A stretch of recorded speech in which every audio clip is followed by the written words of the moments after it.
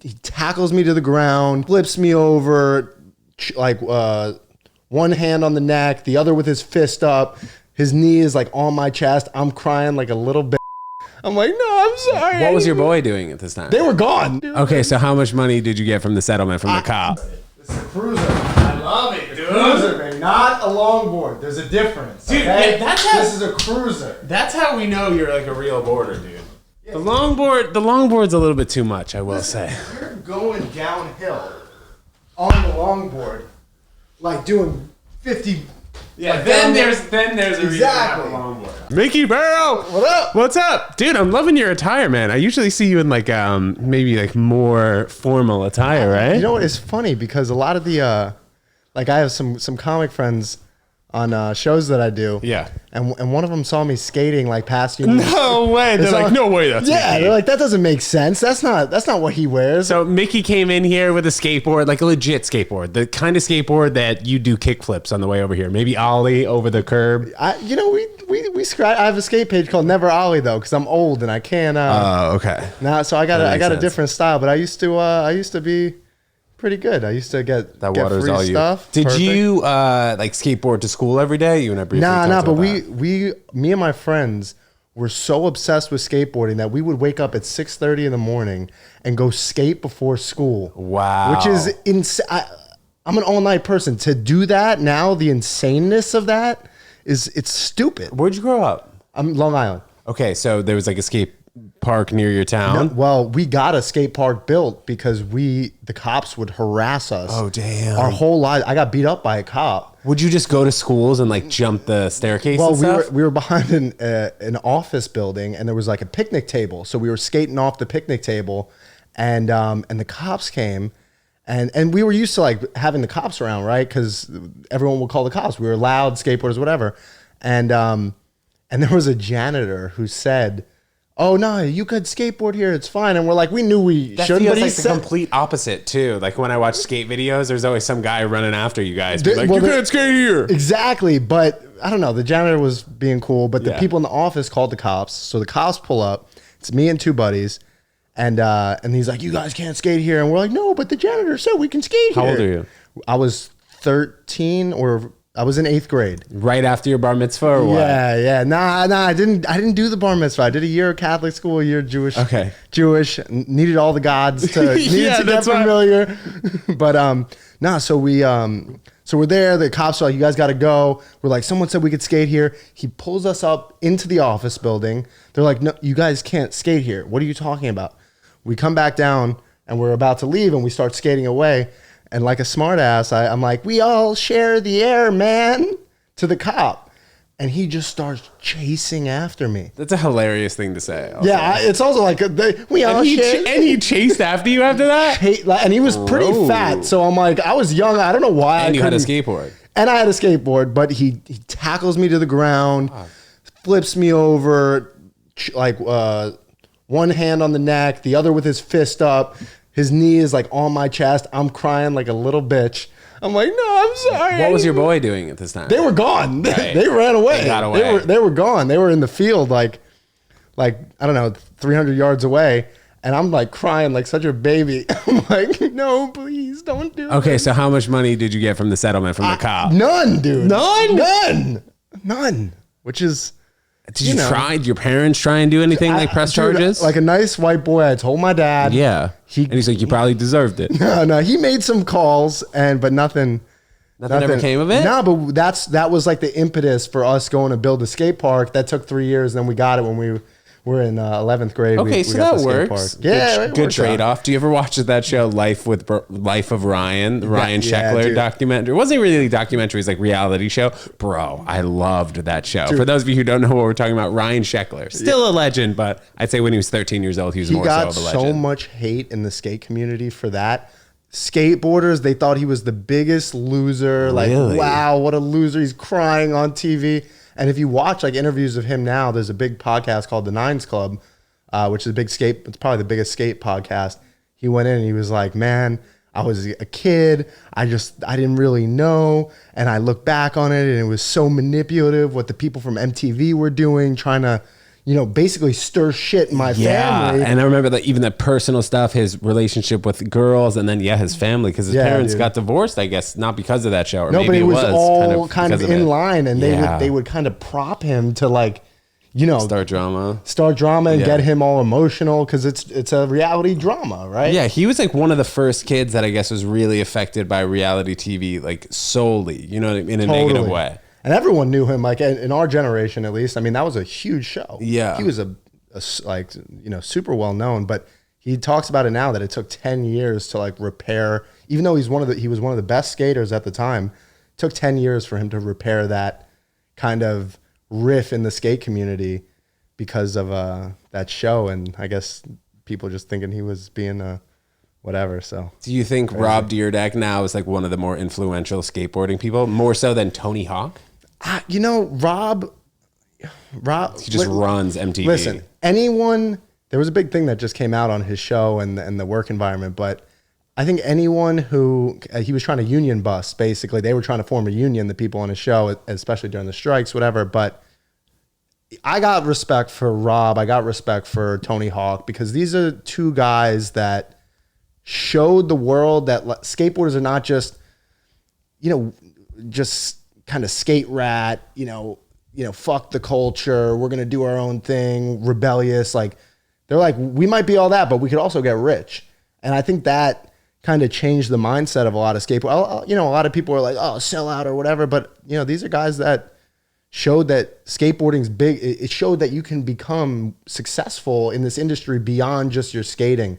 And, Rob is probably a better example, because Tony was the best skater in the world, right? He was a legend. 900 back in the day, right? And then, but Rob was great. He was a pro, but he wasn't like the top pro. He just knew how to, create a concept show around his life, Rob and Big, which was the best, dude. The best. And then kind of built that production company up from there, and now owns Street League Skateboarding, which is, the biggest contest. I think they started that. It's the biggest contest circuit in skateboarding. I think every show he's put out has been a banger, and like I'll still follow him on social media, but it's interesting because the Life of Ryan, or Life with Ryan, what was it? Life of Ryan. Okay. Yeah. So that show kind of, you were saying that skateboarders really didn't like what he was doing because it was just like the first thing, and people didn't even really know what to expect with reality TV. Right. And then here's Rob, who comes in. He was like a 16-year-old pro, but then a few years later, he just got into the mix and like really was good at marketing himself. But also it was just kind of a dope show. Yeah. You know what I mean? It was also like funny, had a good aspect. Exactly. For those of you who don't know what we're talking about, what? Go back and watch it. But anyway, it was Rob Dyrdek and his bodyguard. They just had like a reality TV show, and then it had a couple iterations after that. And he totally did not need a bodyguard. Who knew, like, really? It's not like he was Dave Chappelle walking on McDougal Street. You know what I'm saying? It was Rob Dyrdek, which, he was a big pro skater, but probably didn't need a bodyguard, but created a great concept around it. Great TV, fun to watch. The difference between this 6'7" big black dude and this 5'6" pro skater, it was just, it was really cool to see the contrast. People loved Rob and Big, but then Life of Ryan was like, it's like too emotional and stuff. Yeah, exactly. Like not happy-go-lucky. But before, I guess, like Rob Dyrdek really came to the forefront, it just seemed like there were more so like skate vlogs, and that was kind of like the grungy kind of jumping off of picnic tables, the stuff that you guys were probably doing, but like people would film it and then they'd release this skate tape. What was the way that skateboarders could make money? Like around the time that you were 13 years old, were you like, oh, I want to go pro in skateboarding? I want to enter the contest. I never wanted to go pro, but I wanted to be good enough where I was, had some sponsors, in Thrasher, the magazine. Yeah. Or just, that I wasn't just another kid who skated. I wanted to be good. And we all got good, me and my whole friend group. But the way to make money was sponsors, right? It was board sponsors. It was apparel sponsors. Around when I was coming up is really when the shoe sponsorship became huge, because, it was around the time that Nike put out the Janowskis. The Janowskis became one of the biggest shoes that Nike had beyond skateboarding. And people realize that the shoe sponsors are actually the ones who can make the most money, especially because of how things are filmed. Everything's filmed. You were sponsored, and everything's filmed right at the shoes in the court. So you were sponsored, or you were getting free shit at one point? We had a skate shop who was our first sponsor. So Where in Long Island, by the way? Port Washington. Oh, okay. Dude, so I played tennis pretty competitively for the most part, and I was out in Port Washington. At the tennis center? Yeah. Went there a bunch. We have our family friend is the one who built it. Oh, yeah? Eric Kislin from Great Neck. Architect? No, he put up the money. His kids were big tennis players. He's like, we're building. It's where John McEnroe played, and then they still have clinics there all the time, I'm sure. Yeah, but then the shoe sponsorships came in. That was kind of the end of the skate park era in a way. There was a video called Fully Flared. It was by a company called Lakai, and it was Spike Jonze directed it. It was this monumental skate video. And then from there, things kind of started to change in the industry. It became really, obviously, contest money went up, especially with Street League, which Rob Dyrdek founded. And it became kind of, and I think, with Supreme and Thrasher, it became kind of cool to be a skateboarder. So it started to have more of an influence on pop culture from the Alien Workshop guys. Dylan Reeder, who was a model, and this guy Alex Olson, who created a high fashion brand around skateboarding. So that kind of changed the industry, and then Instagram, of course, people just putting out clips, not wanting to, go film full video parts, and so things kind of changed. But I always love it. I think I probably wouldn't be doing comedy if I hadn't skateboarded first. What? All right, we got to get to that transition. But I was in Washington Square Park last night, and you just see kids from like ages 8 to 40 out there just like doing tricks, jumping over cones and stuff. But how did you transition from skateboarding to comedy? And then I also want to, before I forget, I wanted to talk about why you think that there is such a craze behind like kids from 13 to 16, and some of them are really like insane and they can play at the professional level. For skateboarding? Yeah. I mean, it's pretty simple. I think it's with any sport. It's like your body's not beat up enough yet. So you're willing to jump down crazier stuff, bigger stuff, and, get broke off, as we would call it, getting hurt. And once you go through some gnarly injuries, I broke my kneecap, I broke my collarbone, stress fractured my back. Oy. So like after that stuff, you're like, is it worth it? Is it worth it? And when you're younger, and you're not, you heal better and all these things. I think, with any sport, right? I mean, who's the Carlos Alcaraz, but he's 19 years old though. He's not, he wasn't at the top of the game though at 14, 15, 16. So I think skateboarding is a little bit different in that way. Well, there's not that. There's only a few, like Nigel Houston, who's, arguably the best and biggest skateboarder in the world. Right. He just was crazy. There's a few. There's only a few who really, they're picked up at 10 years old. And then also maybe it's just like the connectivity between them being so small and then the board also. Right. Maybe there's something there. Yeah, I think it's just the getting hurt thing. You don't understand the repercussions as a kid. I didn't. When I was jumping off stuff and skating the way I was as a kid, I didn't care. I was just like, I don't care if I get hurt. It doesn't matter. I'm a kid. Let's go, son. Right. And your friends are hyping you up. Yeah. Yo, next try, bro. Did you guys film stuff? So I got my first camera when I was 11 or 12, and I filmed my friends. They would film me. I edited all the videos, and that's how I got into video and photos and all that stuff, was through skateboarding, which now obviously. And then that led into comedy? I think for me, anything that I can do by myself, I usually get pretty good at. So skateboarding, you don't need a coach. You don't need someone telling you what to do. You find the way you want to skate. And then, with the video and the photos, it was kind of a similar thing, right? And it's kind of just been like that. Golf, I'm a good golfer.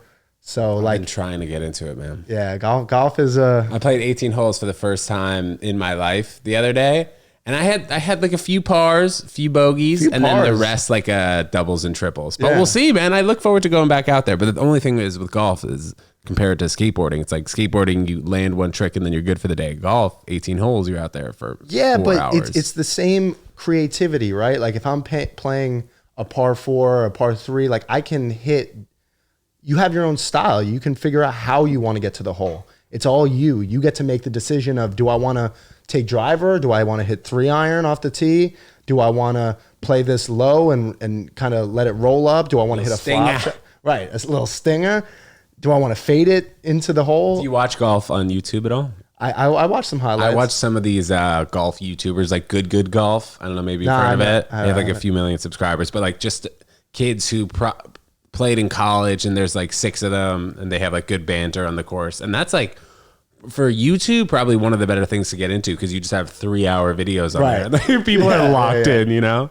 Yeah, the girl I'm dating, her dad was a pro. Oh yeah, pro golfer, how good did he get? Was good. I mean, he was on tour. He was a Ryder Cup captain. Ryder Cup. Yeah. Wow. So, what does he think about live golf? If we can get into that. Listen, golf is his business. He's an announcer for the Golf Channel. Oh shit! So I'm not. I don't want to. All of a sudden, I'm getting a phone call like, I don't want you dating my daughter anymore. What did you say about live golf? Yeah. For those of you who don't know what we're talking about, live golf, Saudi Arabian funded golf league, I guess, that's competing with the PGA Tour. So it's been a little iffy, I guess, the past few months, and we'll see if it comes into places like tennis, and I think it really will have a strong hand in individual sports. Yeah, maybe something like skateboarding too. Like, maybe. Who knows? Maybe taking over the NBA, NFL, there might be a little bit too much money there, but hey, it's the Saudis, so we don't know. We don't know. Saudi money. We'll see, man. We'll see. So I had the transition into comedy. I don't know if we fully got into that. Well, so I ended up going to college. I started doing some sketch stuff. Where'd you go to school? In Georgetown in DC. Okay, that smarty pants. We like that. Nice. Yeah, we did that. I would host my campus Snapchat stories. So for a while, I was kind of just making funny videos for that. And actually, when I graduated, I started doing slam poetry before comedy. But I always had a camera in my hand, so I was always shooting, making little things, and making little short films. And I started doing. My big impetus was, if I can write poetry and I could write comedy and I could perform them, I can make great films one day. And so that was kind of like the thought.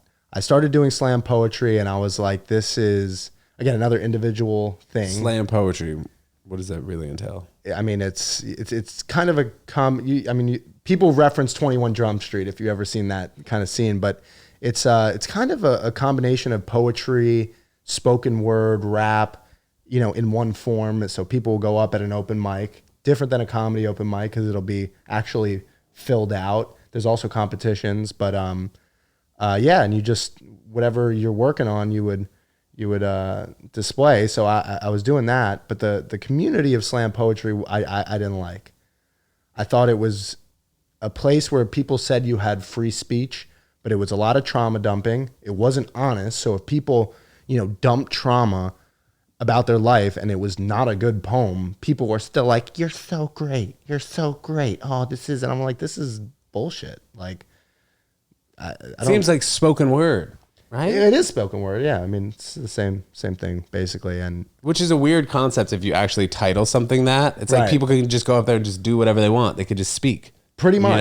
And yeah. And there was a lot of crap. I mean, there were some great poets as well, but I just didn't like the culture of it. I thought it was way too like, we're proud of you for coming up and telling your story. And it's like, but it wasn't good.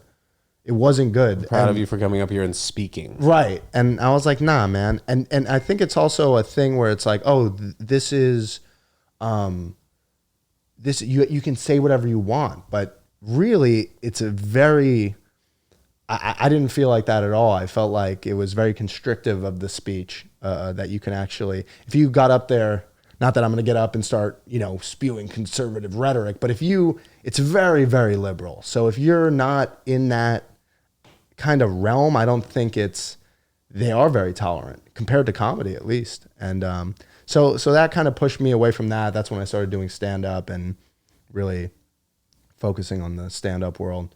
When did you stop skateboarding so seriously? I stopped when I went to college. I never stopped. I still skate all the time. Yeah. But once I went to college, I didn't have any friends to skate with, so I'd still skate all the time. I did by myself, but you lose that community of having other people to do it with and push you. Was there a point where you thought you wanted to do it professionally and like make money doing it? No. I always knew that it would just be too much on my body. It was it would be too short-lived, and it just seemed. It's never. I liked skating contests and I liked the adrenaline of that, but I never wanted to go pro. Where did you go for skating contests? Oh my God, they would have them in the city all the time. Sometimes we would travel. Do you have any old videos from you skating that we can pop up right here? Yeah, let's go. We're popping it up right here. All right, what's this trick that you're doing right here? What's some of the good tricks that you've done? I mean, back in the day, that you have video of maybe that we can pop up right here.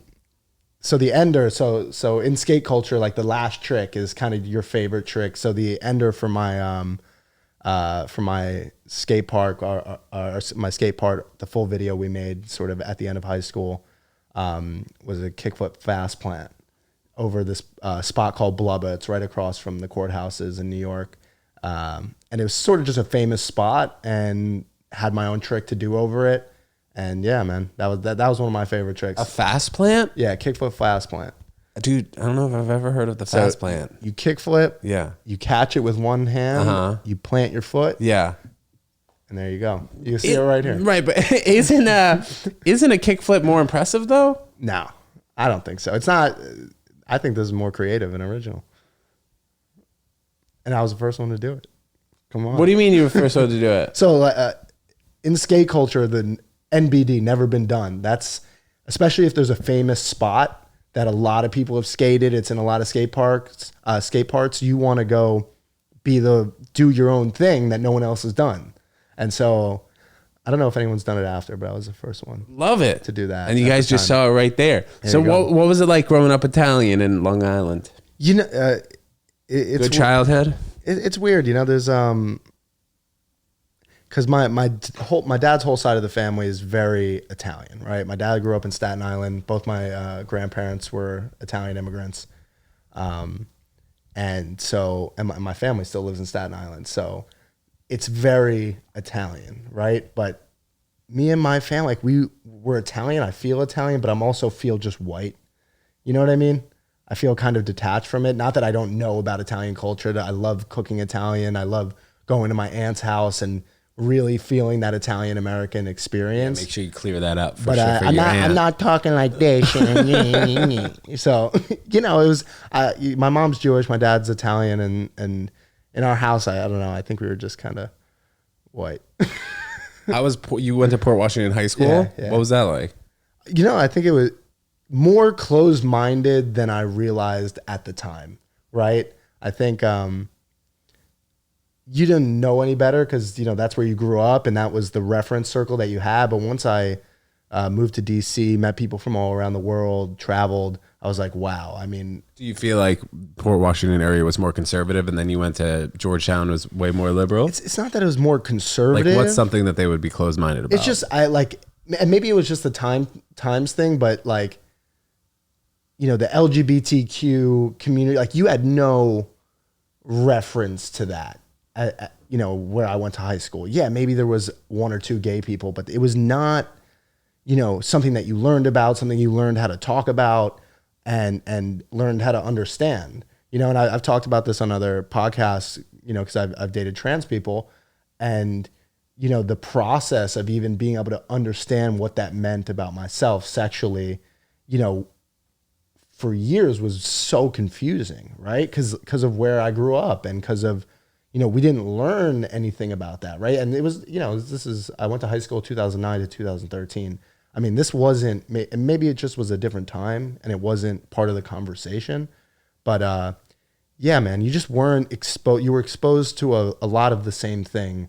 And once I left and learned, you know, a lot of my friends from Georgetown were from Europe and Africa and the Middle East, and just traveling to, you know, see them in Europe or wherever, and, you know, living in New York City, you just learn that, wow, this experience that I went through in high school was, where'd you grow up? I grew up in the city. In the city. So you know, you saw a lot of everything. Yeah, dude, I went to a performing arts high school. Yeah, dude. So it was just like, I was one of the only straight guys in my grade. There were probably 5 other straight guys, 20 gay dudes, and then 40 girls. Right. There was no exposure to that. Yeah. When were you exposed to the LGBT you know what? community? Again, I've talked about this on other podcasts. I did a iHeart podcast with a woman named Carmen Laurent, and we talked about a bunch of this. And it's once I thought I was going to be a startup guy when I was in college. So I studied a lot about that. I was working on companies. I would always download every app first. So I was early on the dating apps, like right when they came out.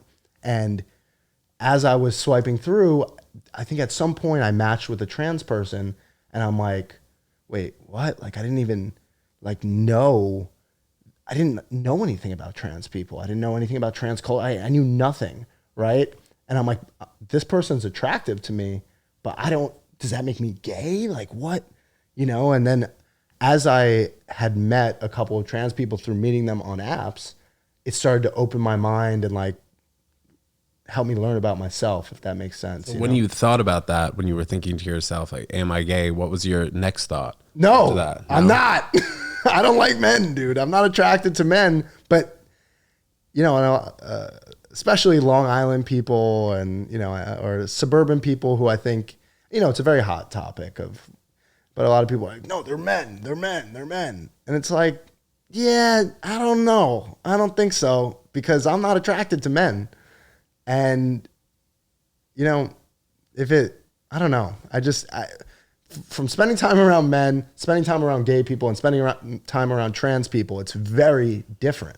And so like, I'm not gonna, I think it's my only place is that I know I'm not gay because I'm not attracted to men. I'm attracted to trans women, but for me, that doesn't make me gay. I say on stage that I consider myself straight because I consider trans women women. And I think the term is probably transamorous. So, how's been the comedy career going? How's it going? I think slowly but surely. That's what they all say, man. Yeah, it takes time. It takes time. I always look up to what you do because you've been so consistent with your content making over time. Yeah. When I first met you with Shuey at the stand, Schuster, where you at, kid? I think you get to know people over time, right? Over time, you see if someone's reliable, or you just get to observe a pattern. And I think you've just been making stuff constantly since I met you, and I think that's most people's problem, is consistency. So that's something I'm not sure how you do, and I definitely look up to you for, because I think the moment that you kind of pop off, whenever the time and the things come together, you're going to have such a backlog of stuff for people to watch through and, really enjoy and get to know you, right? Which is amazing. But I think for me, the comedy career, it's just a slow process of getting on more shows. I think I'm lucky. A lot of people, I think, throw their own shows to be able to barter spots, right? So for anyone that doesn't understand, people will throw their own comedy show. They'll invite a friend to perform on the show who has their own show, and then they'll swap and perform on that person's show. So it's kind of this bartering system of getting more spots. I don't like to organize shows and do all that, but I've had a camera since I was a kid. So what I've done is just say, hey, I'll take some pictures, I'll take some videos, or whatever I need to do. Give me some time. So high quality pics, yeah, dude. Yeah, and then I remember that, like when we met. I remember that was like one of the first things. I was like, damn, this kid's in the mix at the Cellar, just taking great photos of comics that are some of the best in New York. Yeah, that took a while. I mean, that was the goal when I first started using my camera. I was like, the best place in the world to do comedy is the Comedy Cellar. It's legendary. I've been going since I was young. How do I get into this community, in this place? Can you talk about that? Yeah, I mean, it took a year. It took a year of being a loser and going down there and loitering 5 days a week with no friends. Nobody knew me. Nobody gave a shit about me. And I just would go down there and loiter like a loser. And, thankfully, a couple of the security guards ended up being super cool and saw me around enough, and I became friends with them, Brian and Steve, who recently passed away.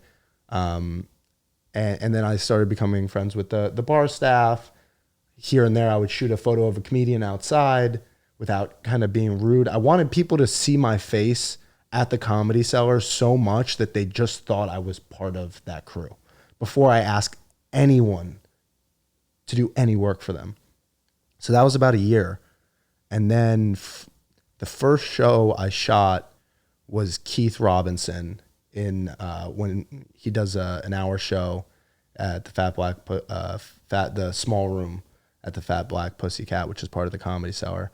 And I asked him if I could shoot the show for him. He said yes. Shot that show. I was like, I'm gonna take 2,000 photos. I don't care. I'm gonna get as many photos as possible. And then I kind of parlayed that into shooting Jessica Kierson's hour there. And then after that, she's amazing and sweet and just an awesome person. And then I ended up meeting Will and Sypha. I started shooting their Wednesday shows for, I don't know, maybe 5, 6, 7 shows. I then filmed photographed their special tape recording.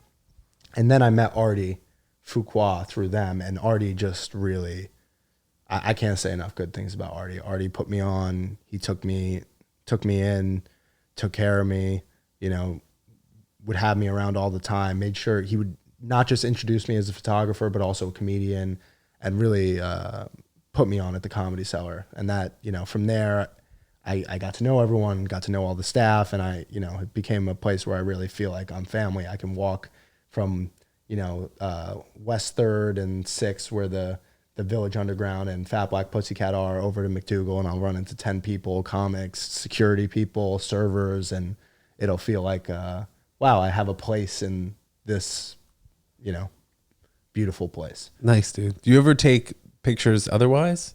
Like in nature and stuff? Yeah, of course. I know, like when I met you initially, you were taking some shots at, I guess you were taking stand-up shots, but other type of photos? So I've had 2 exhibitions on my photo work. Oh, let's go. Yeah. Like in a gallery? Yeah. Go, dog. The first one was called Icons of Mystique. I went down to an island called Mystique off of St. Vincent with a friend of mine. That's a fancy ass island. They have a huge marble house there. Pop it up right here. Did you see that marble house when you went down there? I mean, there's a bunch of huge houses. That's true. It's crazy. But I think this one marble house in particular, it's like, I think that it was for sale for like $300 million or something, but in Mystique. But anyway. Yeah, no, Mystique is a weird, it's a weird place. Just because it's this British, it's, colonized British island. It's where all the, kind of rich and famous of Britain go. I mean, from Queens to Boris Johnson and, the whole lot. So I went down there. My friend had a house down there. He invited me during the pandemic. Right. And I ended up, I brought my Hasselblad, which is an old 6x6 medium format film camera. Dude, it's crazy how many cameras there are. There's so many. Yeah. I wish I had all Side of them. note. I wish I had all of them, though. Yeah, in good time. Dude, in good time. Camera equipment acquisition syndrome, I have it bad. But we were down there, and I ended up meeting this woman named Allie Hilfiger. We started talking. I'm there for 2 weeks. I have nothing to do. And I'm like, yo, let's shoot a project. Let's make something. And she was like, let's do a portrait project. So me, her, and this other young woman from Mystique kind of all partnered together and started working on a project. And we just started taking portraits of people on the island. We ended up taking, a ton of portraits. We get back, and within like a month, there was a big volcano eruption in St. Vincent. And that's a different island than Mystique? But it's the neighboring island. It's really close, and a lot of the people who work on Mystique are from St. Vincent. But they don't connect, right? No. They're like 2 islands, but they're really close, and the cultures are really close. And so we ended up putting the photos together, making a bunch of prints, putting them up in a gallery, selling them for charity to help with that. I think we raised like around $6,000, which was cool. It was my first little show. Sold out all the prints, which was awesome. Shot one of my favorite photos, which is, I think, will be my most valued photo at some point in time. You have it?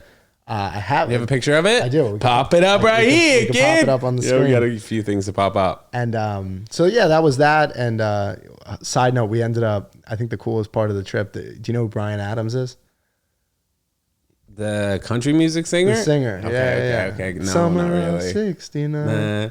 Oh, so he's an older type singer. Yeah. Okay. We paddleboarded with him, and he has this crazy sick house that's right on the water. It was insane. pop it up. Have you have you ever been to St. Bart's? Yeah, I went once. Okay, so what do you think is sicker then, Mystique or St. Bart's? Because those are two arguably the sickest places in the entire world, I think. St. Bart's, okay, so Mystique is this like private, you know, I mean, they're both luxury, they're both like rich and famous places. St. Bart's to me feels like it has a real kind of ingrained culture. It feels old. It feels, I mean, it's French, I think. It's a French. Yeah. But it's beautiful. I like it there more. Mystique is, you know, this kind of created island from, you know, nothing almost, with this architecture that doesn't match because everyone can build whatever kind of house they want to build. Yeah. And, you know, and I enjoyed both, but I think St. Bart's. Yeah, you got to check out both of those places, guys. Check the wallet. Make sure you got enough cash money. Find some friends. Yeah, or find some friends. And sometimes, bro, okay, so my boy was dating this girl, and I had introduced them, and her family rented a yacht during Christmas. So for like 5 nights, and we docked next to P. Diddy, and the rate for that yacht, bro, was easily $500K. Easily $100,000 a night. So it was fresh, a good little experience. I got too drunk and I didn't go to P. Diddy's New Year's party on the yacht next to us, but I'd like to think that in the future, I'll meet P. Diddy and I'll tell him that story. He'll be like, what? You was on the yacht next to us and you didn't even come party? Yes. I feel like that's the weird, you know, I don't know if you feel the same way, but I've always been in proximity to wealth. I mean, my dad, you know, came from nothing, became a real estate finance guy, made a lot of money. But to me, like growing up, getting $20 from my parents was like killing it, right? Like I was like, bro, I got $20 for the day, dude. Are you kidding me? Then I went to Georgetown and met a lot of the European friends that I have, and they went out and spent $1,000 in a nightclub in the night. Easy. And I'll tell one of my close friends, I'll tell him this. I'll be like, dude, like I thought I was killing it. I was getting $20 a day. He's like, well, you always try to pretend that you were like so poor and this. I'm like, no, dude, that was rich. What were some of the clubs that you were going to in DC? Yeah, because I dated a girl at GW and I visited probably like 8 times. Yeah, so I was going out to some of those nights, and I'd see her like at other guys' tables. I'd be like, oh, I wish I could spend $2,000 on a table. Yeah. Oh God, there was dude, I don't even. Yeah, I'm remember. trying to freaking remember them because it's definitely gospel maybe. Yeah, there was a downstairs little. Yeah, it was this downstairs little spot. Yeah. But gospel is not gospel in New York. There was a gospel there. I think so. Yeah, I hope that I'm not mistaking it for New York City, because there is one in New York City too. No, I think it was called something. No, I don't remember, dude. I never cared much to. Yeah, but anyway, like Georgetown and GW, probably some of the richest kids. Yeah, who would go to those schools, and these kids would spend easily $1,000 on a night, get a table at 18, and then they'd buy a bottle for $400. And it was just crazy to me. And again, he would always make fun of me, like even to this day, just like, oh, you pretend you were so poor. I'm like, dude. No, you don't understand. That was rich. Yeah. I thought I was killing it. Yeah. And it wasn't until I met you guys that I realized like, oh, and especially doing comedy, right? Like we both do. It's because I have, a little bit of money saved up, and from, working until, I was doing this full time, and then obviously just shooting photos and doing a lot of production stuff to supplant. But like, it's just weird to be in proximity to wealth, but not be personally wealthy, or we're on a different path than a lot of, at least a lot of the people I went to school with. They're bankers, they're lawyers, they're doing private equity. That's their world. They're getting paid a couple $100,000, $200,000, $300,000, $400,000 a year. I know kids like that, of course. Do you have friends from college though that love what they're doing in a field like that, or they look to you and they're jealous? No, I definitely have friends who love what they're doing, but there's a compromise. Well, with their flexibility, I'm sure. The flexibility, right? and I think the real, the idea of pursuing a passion as your life. I think people give up. They'd rather have some more safety, and they'd rather have less flexibility, and be able to think about other things. Like I'm not thinking about a family. That's not something I think about. I think about how good of a comedian can I be? Who's the first person who's going to let me direct their special? Who will my pilot get picked up for this TV show? You know, how do I finance this movie? How do I? It's just a completely different mindset. And so the idea of having, you know, big savings and, you know, saving up for a family and being able to provide for them, it's just so far from the realm of where I am and what I think about. And for them, I think that's, you know, the sacrifice they make, and they like what they do, but they, you know, they have these other priorities. Yeah, everyone's making a sacrifice. Right. You know, people say that the salary is the drug they give you to forget your dreams. Right. But I don't know if that's fully true. If people want to have a family, that's part of their dream. Exactly. You know, and to have a family with a wife and kids, you're going to need money coming in, you know, every few weeks. Of course. How do you feel about that? Especially because I'd watched some stuff. You did real estate, or you still do maybe a little bit. Yeah, well, I worked in real estate in my dad's company for 6 years. Yeah. I don't for the past 2.5 years. I've just been doing TEDJONESWORLD stuff full time. But same, it was same thing. Yeah, it was definitely a full change, you know, because I was making around $80,000 a year. Things were expected to go a certain way. Then maybe in 15 years I'd take over the company. Right. And the people who I was around, that's what they were all kind of expecting from me. So in the last 2.5 years, it's very different. You know, like I'm pursuing comedy, I'm pursuing vlogs, podcasts, sketches, stand-up comedy. But it was just things were different from what I expected, what other people expected. So there's been a lot of change ups. You know, people that I hang out with all the time are not the same people that I was hanging out with 2.5 years ago. And that's one of the sacrifices too, right? Yeah, you're going to lose a lot of people that expected a different thing out of you, that were comfortable with the certain way that you are. How'd your dad feel about? He's super supportive. Both my parents, very supportive. My family are some of the more supportive people of my career, which is great. You know, people don't always get that. Right. But like my grandma probably listens to the podcast more than anyone, or has listened to every single episode, and we appreciate that. Grandma, what's Shout up? out. How you doing? But it's been good, dude. And having a supportive family, it's been great. You know, have some supportive friends, obviously, but there are some friends that I thought that I would be tight with for the rest of my life. Kids that were making speeches at my bar mitzvah, and kids who I just don't talk to anymore. You know, but that's part of it. That was one of the biggest changes I had to make when really saying this is what I'm going to do. How old were you at that point? This was like 2.5 years ago, so I was 25. I'm 28 now, so it was like around 25 and a half, 26. And I was like, this is what I'm going to do. And from then, over the last couple of years, the process of personally just not being able to spend time with my friends as much. I mean, it's a priority for me not to spend time with them, because I know any time I dedicate to spending with them is time that I should be down at the Comedy Cellar shooting photos, you know, at a friend's show, writing, doing any of that stuff. And not that I won't ever see them, but it's just I had to make the decision of like, if it's not now, when? Yeah.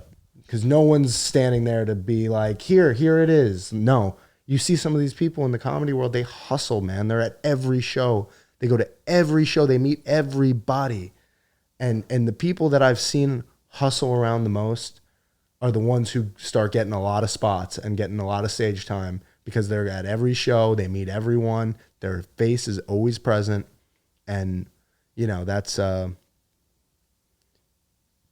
of almost how you have to be, right? I mean, did you separate yourself from skateboarding? No, skateboarding is always, I skate everywhere I go, and I try to skate, like actually skate at least once a week. Nice. That's just, you know, if you look like you work out. So if you work out, you know, that's just part of the mental rehab of staying in a good mindset to be able to do all the things that you need to do. Yeah, you're talking about doing all the things right that one should do to further their career. It's like, I have like one of my best friends from growing up. He had a girlfriend from age 16 to 22, then another girlfriend from 22 to 28, and then just for the past like 3.5 years, I was like, dude, and then they just broke up. And he kind of feels lost just because he's been in a relationship for the past 15 years. So I was like, dude, take some time for yourself to figure out what's going to fully make you happy, and don't jump into the next relationship, because so many guys will just waste so many years chasing women. Like, dude, all my 20s, I was going out probably 2 dates a week. I was promoting clubs and I was just chasing tail. Yeah. You know, which can be fulfilling, but also if it doesn't work out, it's distracting. Yeah. And I get, you know, your friend who's like relationship to relationship. I think it's easy, you know, to just have someone that's there, even if it's not the right person. You're like, at least someone. Yeah, she's good enough. Right. She's good enough. Time frame. Yeah. And you know, I think especially as you get older and you realize, you know, life can be lonely. Life can be this kind of thing on repeat, just over and over again. To have someone there that you feel like loves you and supports you, that's not just your parents, or a friend. You know, I think it's meaningful, but you can waste a lot of time with the wrong people. Did you have any relationships like that growing up? I've had a few relationships, but I wouldn't say any of them were like that. I think I had a relationship where I felt like I knew it wasn't going to work from early on, but I wanted, you know, I had this mantra in my head of, this is an adult relationship. What would an adult do in an adult relationship? And that would kind of justify, you know, whatever. Needing to make it work. Right. Like or putting in the effort. And, you know, you have to compromise and you have to go out here. And turns out it was just a fucking wrong person. And this was in college or recently? No, this is like a few years ago. Yeah, dude. Yeah, I had a situation like that too. But I think I'm a man. I mean, bro, all the relationships that I was in probably, right? Because like ultimately it didn't work out. And you have like a hunch. So we'll see when that connection comes and like, I'm like, all right, this is the person. Because, I mean, people get married. Right. You know? People get married and people don't get divorced. But maybe, you know, less so now. So let me ask you, of all the stuff that you're working on, the podcast, stand-up, sketches, what's the thing that you feel like, the on-the-street stuff, what's the thing that you really feel is like, I mean, just that you just love the most of those things? What's the thing that really...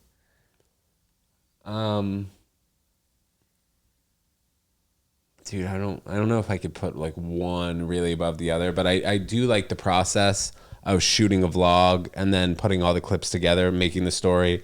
I really enjoy the process of writing a sketch in 20 minutes, shooting it in an hour and a half, and then editing it for another 5 hours. Like that whole process right there, and how I'm able to kind of just do it for the most part off the top of my head, I really enjoy, because I like seeing how those things come together.